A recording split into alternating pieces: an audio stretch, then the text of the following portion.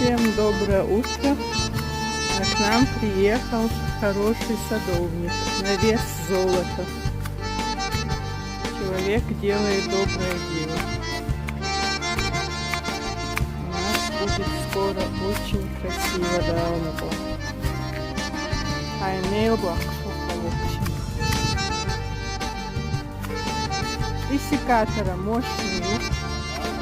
А у нас малюсенький такой виноград срезать или что-то. Или он сумналяет, как ножницы.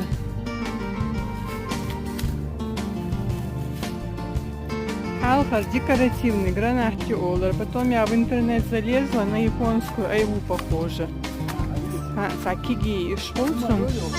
Йолар, так вчера. Как будто маленький гранатик, только очень